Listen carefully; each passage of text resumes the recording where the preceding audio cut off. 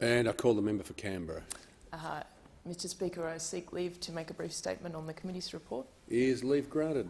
Leave is granted. And the member for Canberra may proceed. Thank you, Mr Speaker. I rise today just to make a brief statement about our Joint Standing Committee on the NDIS's interim report tabled today. And I want to give my thanks to our Chair, the member for Menzies, the Deputy Chair, Senator Carol Brown, and the member for Corangamite, and all my fellow members of the committee for what has been a really important process and what I think is a really good interim report. And I want to thank the Secretariat, headed by Bonnie Allen, for their brilliant work in supporting the committee. But most of all, I really want to thank and take my hat off to the people with disability, their families and carers, health professionals and providers who have yet again fronted up to tell their stories in the hope that we can get the NDIS right. The reason we have the NDIS is because people with disabilities and their families campaigned for years for a better system to give people real choice and control over their lives, something that most of us take for granted every day. And they have kept fighting for that on this committee. We hear some of the same issues that we have been hearing for years. Now, the NDIS is a great idea, as the member for Maribyrnong has said, but we need to get the implementation right, and the recommendations of this report will go to that, and I urge the government to adopt them.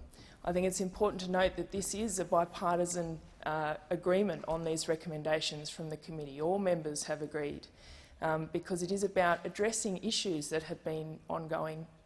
And we heard a lot of evidence that is quite disturbing through this process. And obviously there are many things I would like to talk about, but I can't mention them all. But one that really struck me was Mark Tonga from the New South Wales Council of Disability. He is a quadriplegic and has been for around 10 years since an accident. And he was speaking on behalf of the people he represents, but also his own story. And he said that he just hopes that one day he can live at home with his partner and receive the supports that he needs. Now, this is so basic. This is why we have the NDIS, but it's not delivering that for everyone, and it needs to. And we in this place, I pledge to those people who gave their stories to this process that we will not give up the fight on seeing the NDIS really deliver on what was promised.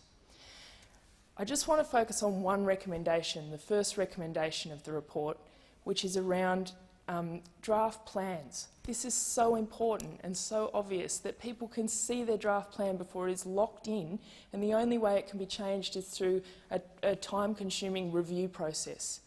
And we heard through the committee that there is a soft launch of a joint planning process, and people have been hopeful that this might be the answer. But in the careful questioning of understanding that process, it appears that it is not, because what is being proposed is that people only see part of their plan without all the costed supports in it, and then when they have the meeting with the planner and the local area coordinator, there's actually no scope for them to change that plan without going to review.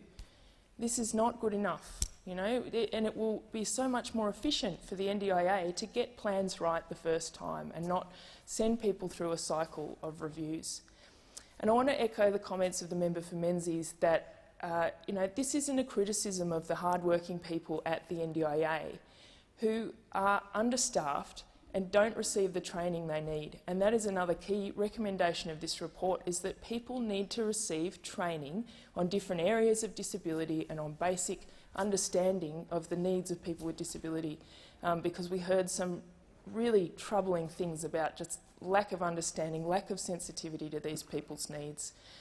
And I do think, in my personal view, that what we've heard does point towards a sort of cultural problem with the NDIA, that we're not focusing on choice and control, that we're assuming that people are somehow, you know, asking for things that they don't need, or somehow trying to get something that they're not entitled to. They're asking for the basic things to let them live their lives and achieve their goals in the way that most of us take for granted every day. And so, again, I urge the government to accept the recommendations of this report, and I pledge that we will keep up the fight for the NDIS to deliver for people with disabilities. Thank you, Speaker.